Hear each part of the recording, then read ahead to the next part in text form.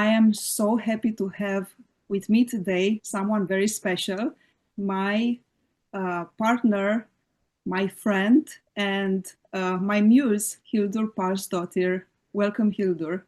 Well, thanks for having me. I'm excited to be here with you.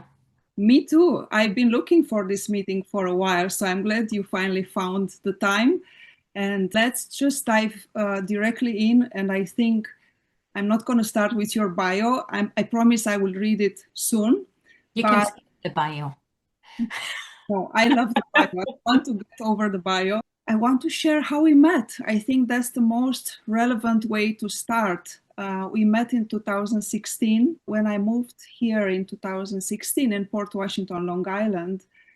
I looked at the map and I was wondering where I could rent space to open an office. And then I saw Gioia Danza's living room and I said, that's exactly what I would like to do.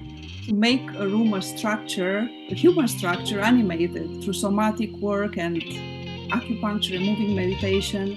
And I think you were drawn there for similar reasons, that there must be something about that name, living room, that drew both of us there. And then we met and I saw I could be myself around you. My life, as you know, was messy around that time. There was a lot of drama going on at that time. And there was a side of me that was kind of having fun watching the whole show unfold. And we started to hold space for each other together through our long walks in nature and offering ourselves feathers and plants. And we made this whole experience alive, this friendship alive, sharing poems at 12 a.m. It was like almost like a teenage year friendship. So I think what really connected us was trying to go deeper into this fundamental question of who are we? And we started to explore this together. And then we thought maybe we can create this experience for others. And we decided to open Soul Center in 2017. And yes, I want to hear your side of how we started, and before that, I want you to notice a feather around my neck, and maybe you can start with the feather on the poop story. If you Wait, don't. how do you remember it? How do you remember the feather on the poop story? So you came back from your trip in Iceland.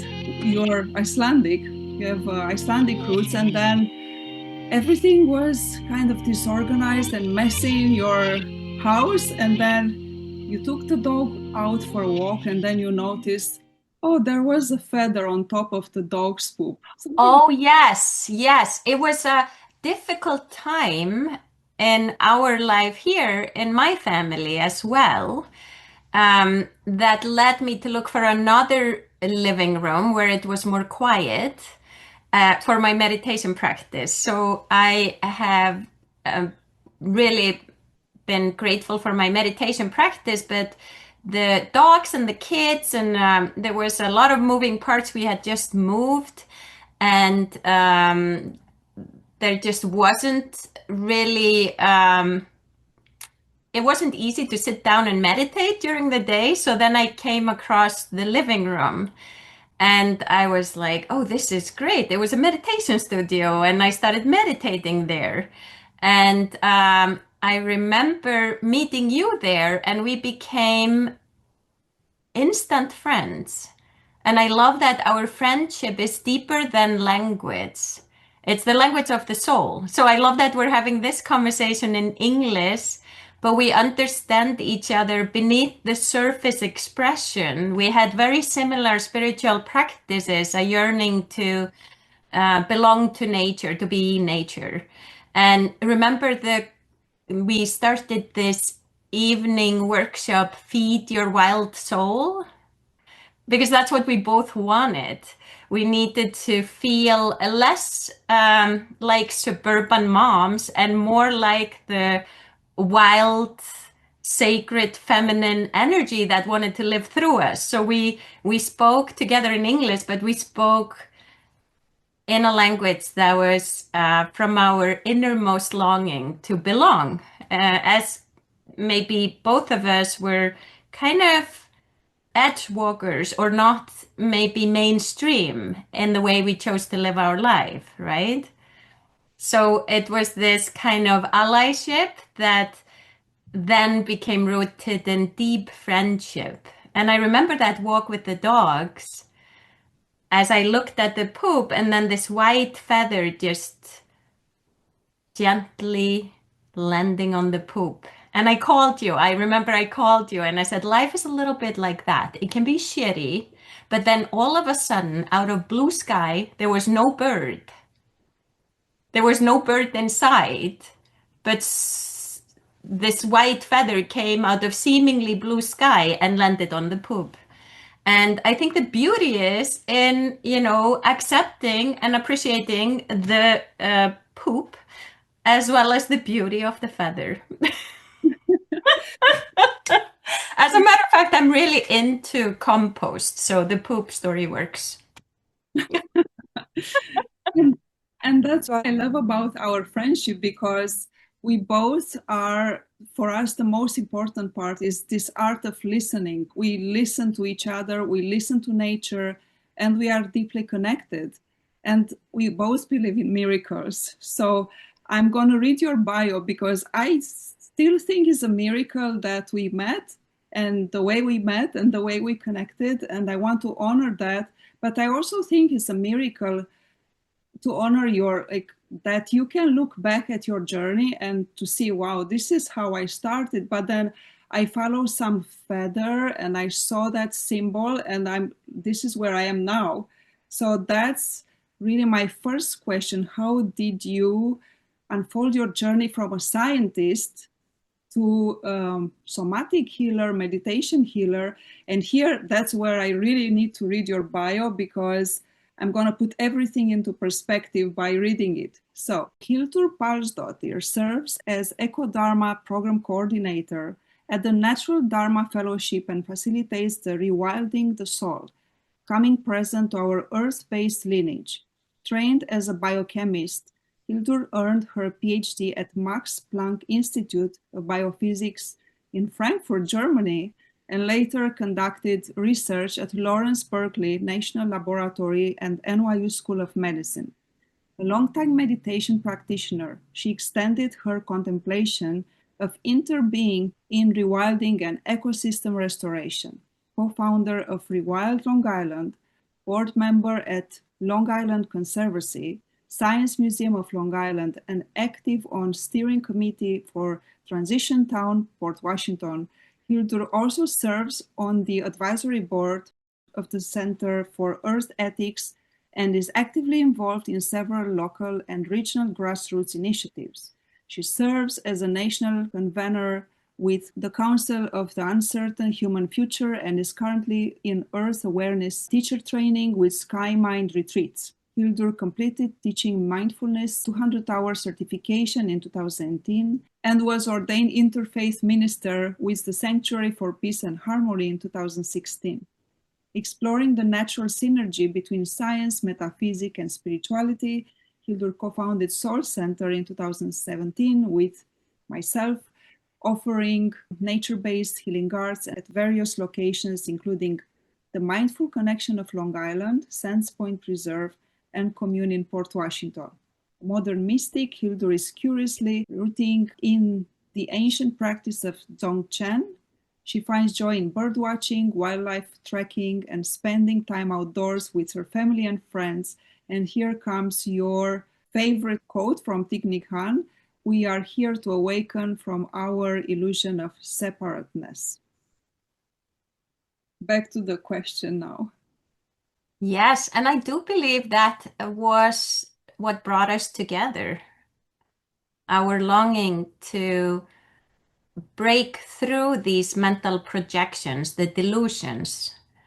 And you asked me about how a scientist becomes a practitioner in the spiritual sense of the word. And to me, it's always been a parallel track. It's one does actually not, you don't have to choose between those disciplines. They go together for me.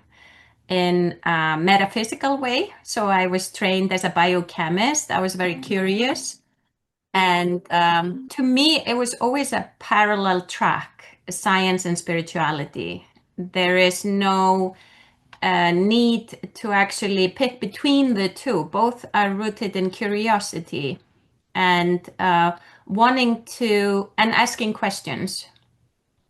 So I was, as a teenager, working on creating soil in Iceland with my aunt, who was a gardener. And Iceland is tundra, so soil is like gold. So we were creating soil, and you notice how I actually went from soul to soil just as a sort of a slip there, but it's actually related because my aunt was a healer and a sacrocranial therapist, and also very scientific about her relationship with land and tending to the soil and tending to what grows. And growing up like that, with my hands in the dirt, literally, I was curious about how things work, seeing seed become seedlings and then trees, and wanting to know more about the world. I left Iceland with curiosity, always driven by these scientific questions, but rooted in my relationship with land. I learned about Buddhism when I was working on my PhD at the Max Planck Institute.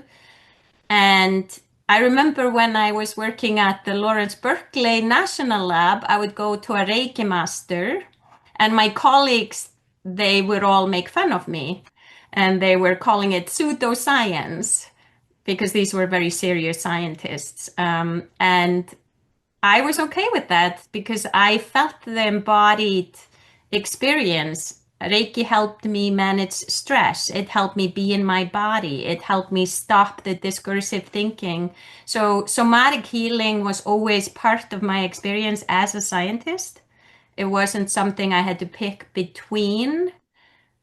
And I do think what sent me out of the lab, out of the white coat, is when I was pregnant with my son.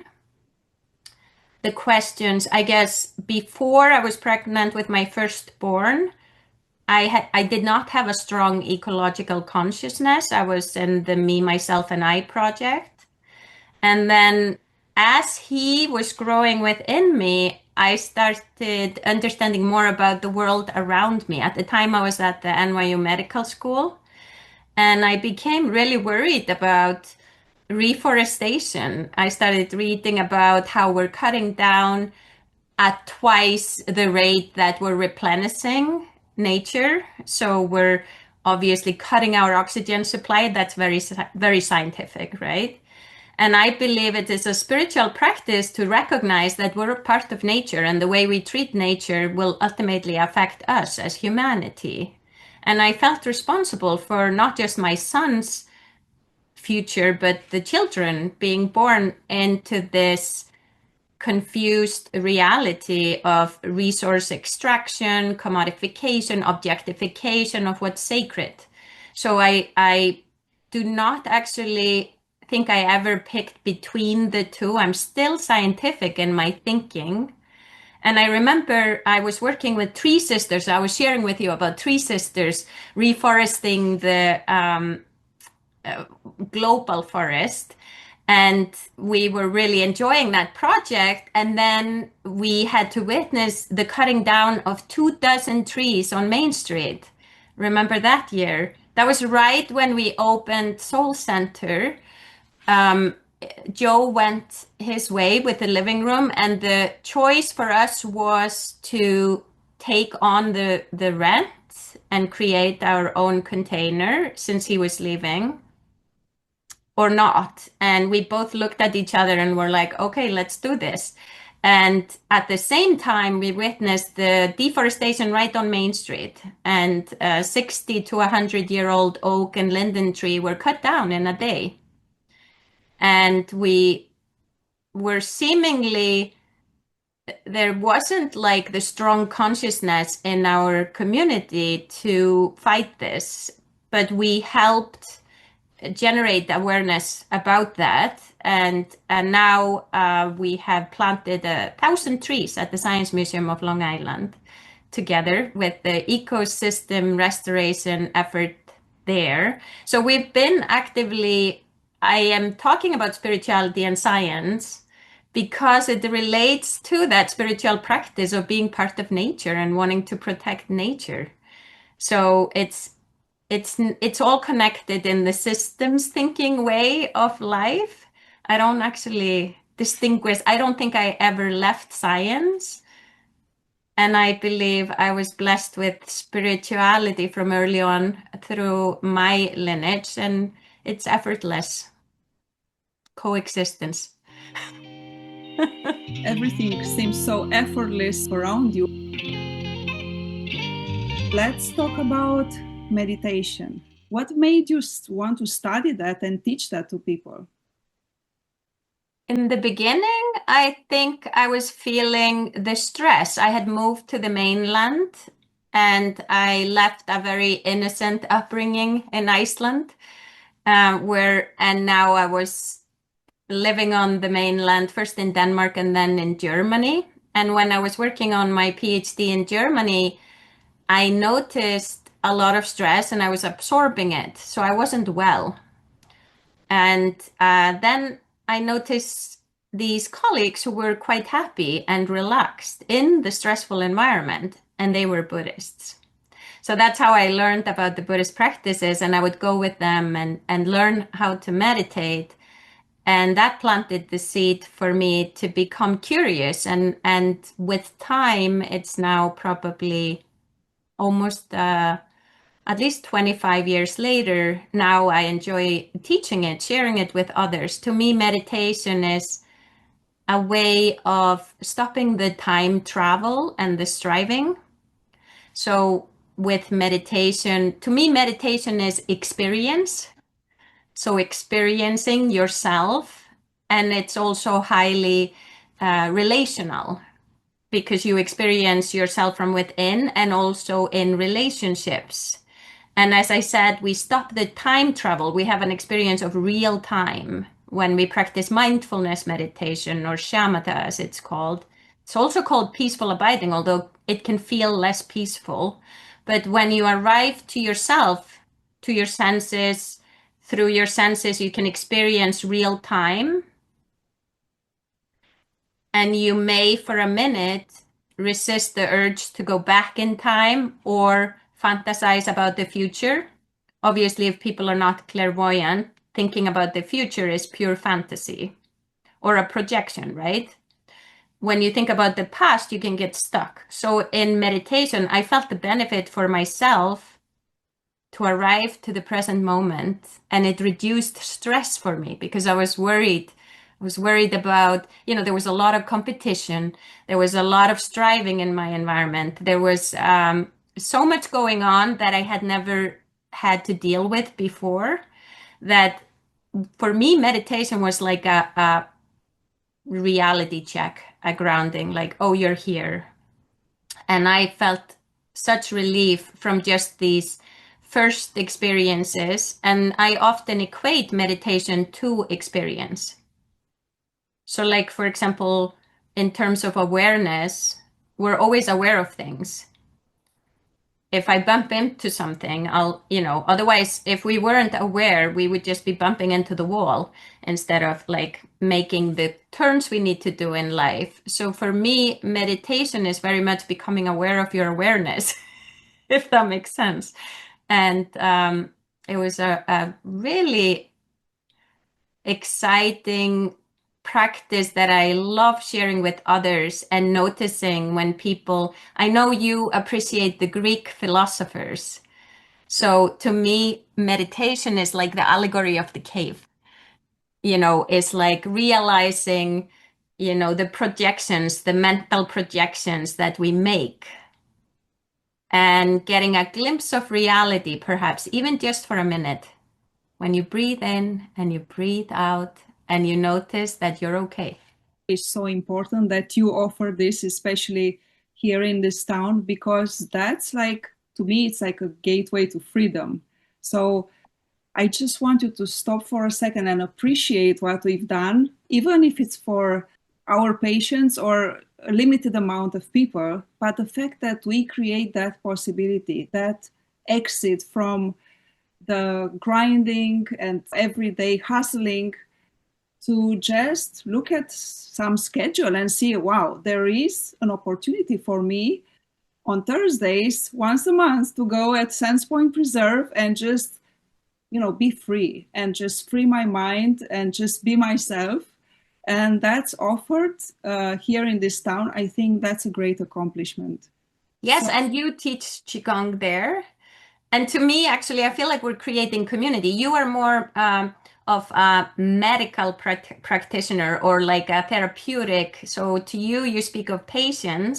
To me, I speak of community members because I sit with. I'm not necessarily, I'm facilitating or offering an opportunity for community members to experience the benefit of meditation practice that has been a great relief for me in my life.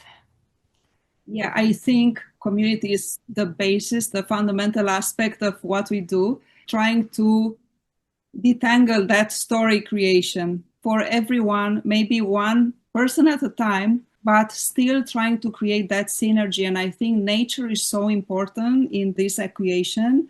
And without nature, really, there is no inspiration for any practice, any Qigong, any meditation, because it comes, like you said, back to the awareness of the present moment. And that can be created on a table, on a healing table, or it can be created out in nature. And I love going out also and just like being in the community garden and commune with plants and offer that experience. So I think creating experience is crucial. Yes, and I would like to invite the community to come online on Thursdays, 12:30. We offer mindfulness meditation.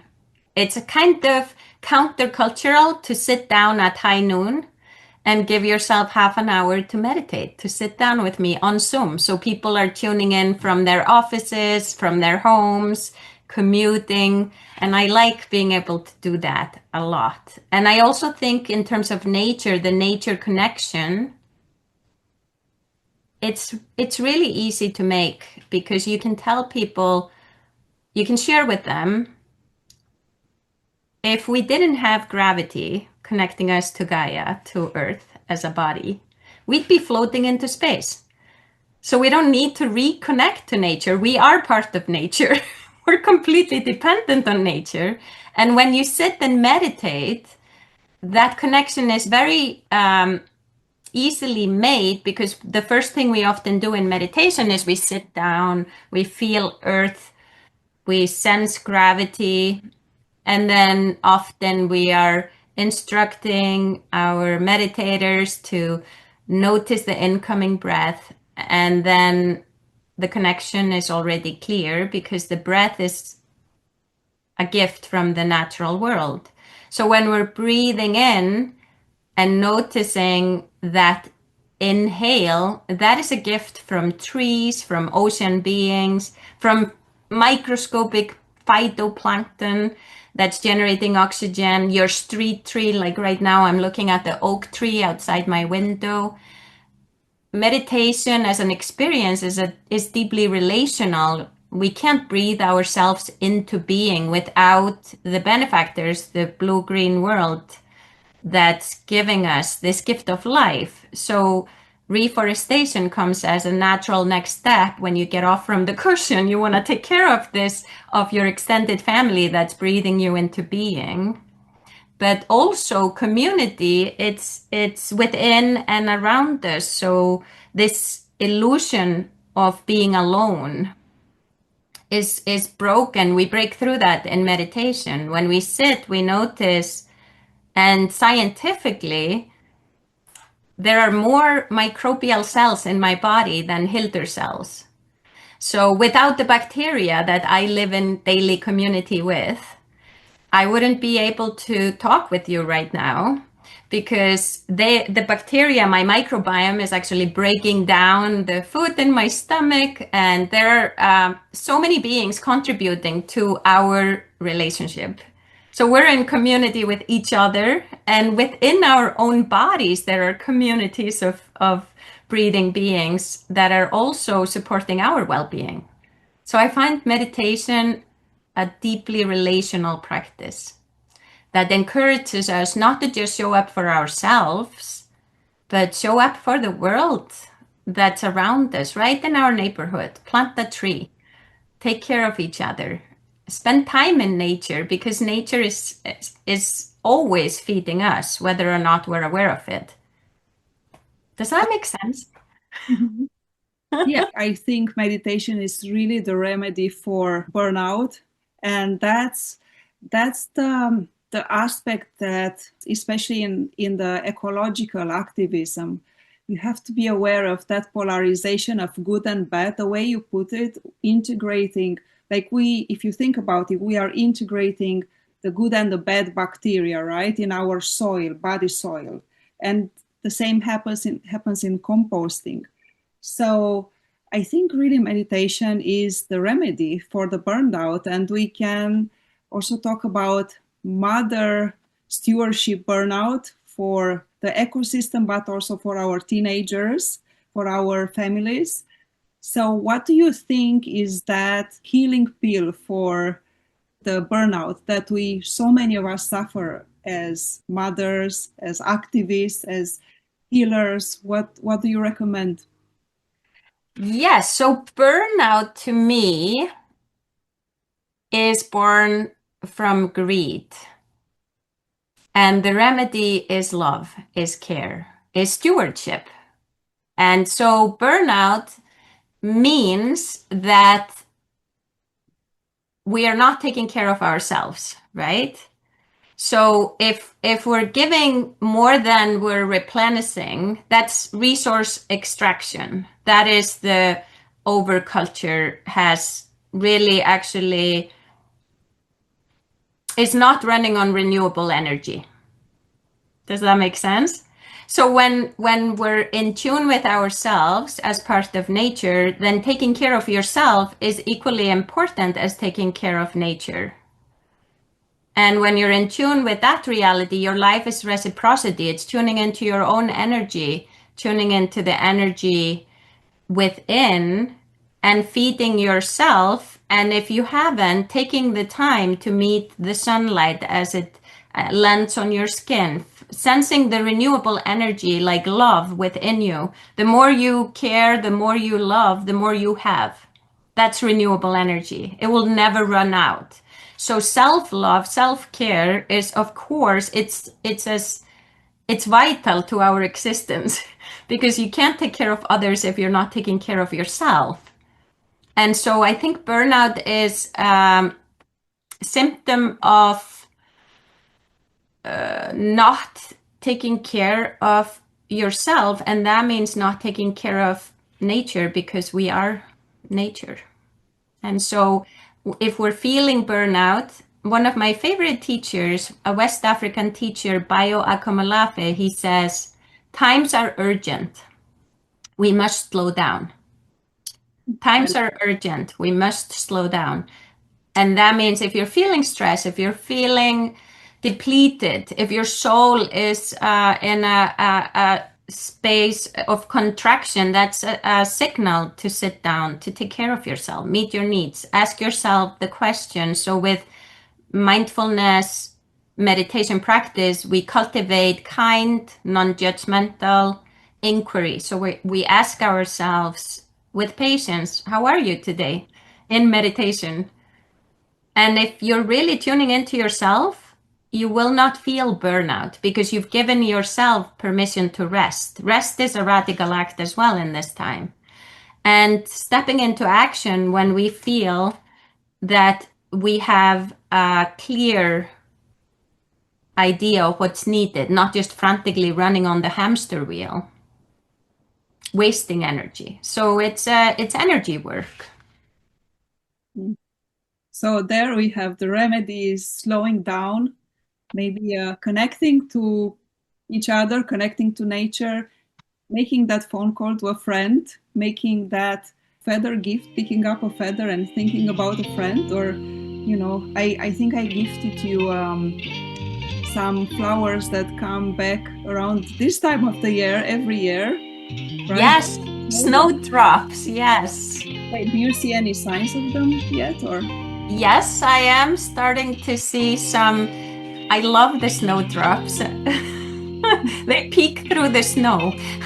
And you send me pictures of them, and I feel like a part of me is flowing into your garden, and that fills my heart. And I'm so grateful for you, for all the work, beautiful work that you do for the community, for our friendship, for our partnership. And what I love about our friendship is that we can allow ourselves to be in hibernation mode if we need to. There is no judgment, there is no pressure.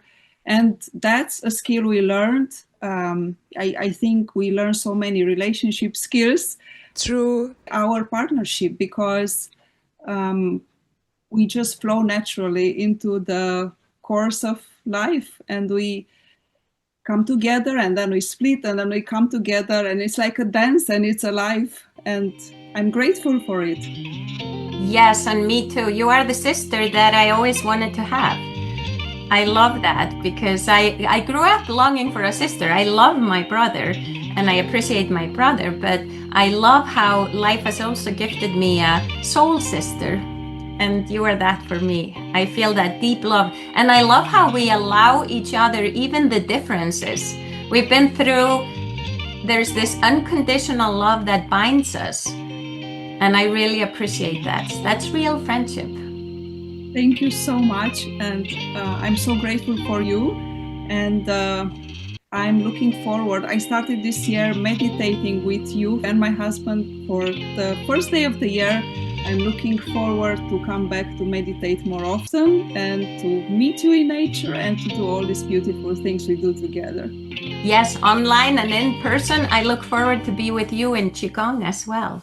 And I wanted to, maybe if it's appropriate, may I share a couple of opportunities for community to be part of our making the world a better place here in this part of the world? That's highly appreciated if you could do that. So at the high school, we have a youth group. So if you are a high schooler or you know a high schooler, they're breaking free from single-use plastic.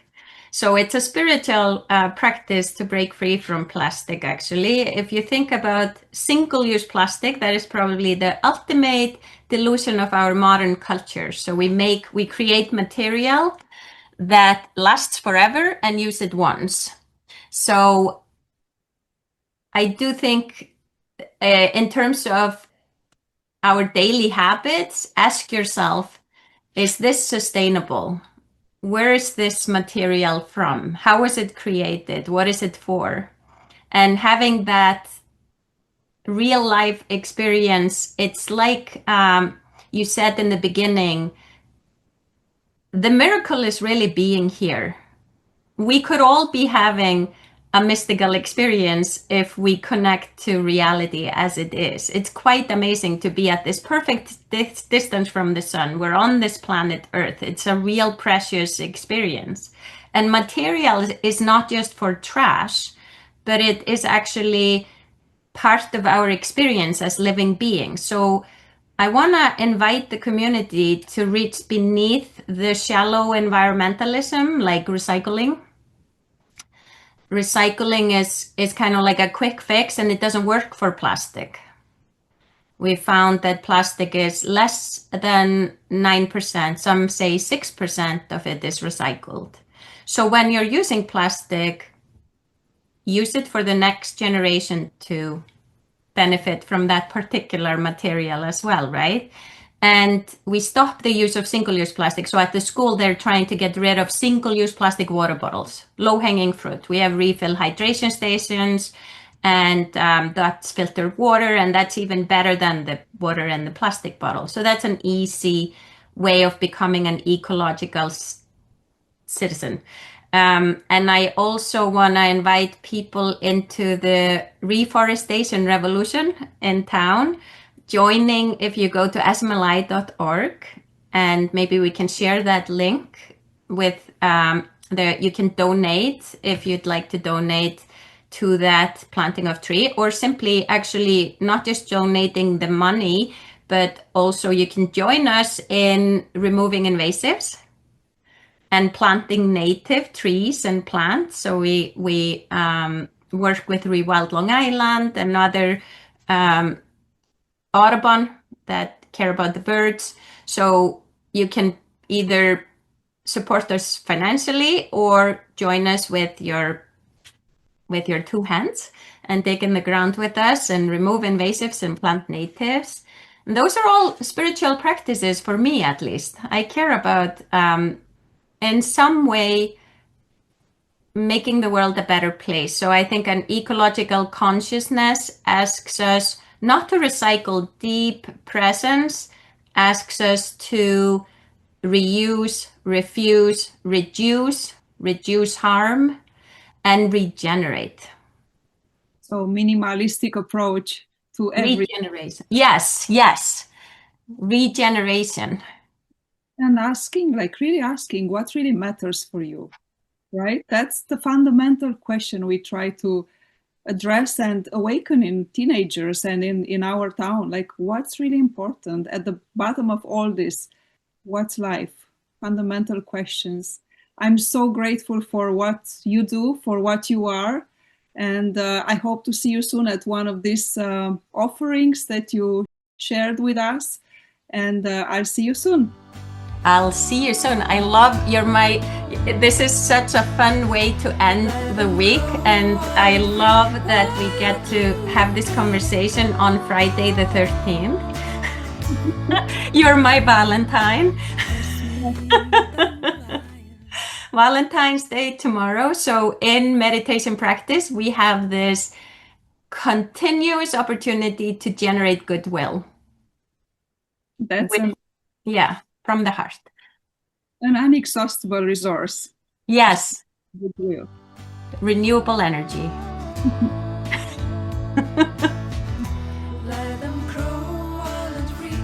Was it fun?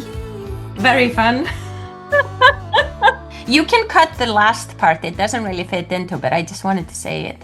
Actually, I'm going to leave all the parts and then imperfect parts because I love being who we are. Yeah, we don't have to be perfect. Exactly. Yeah, that is the key to happiness.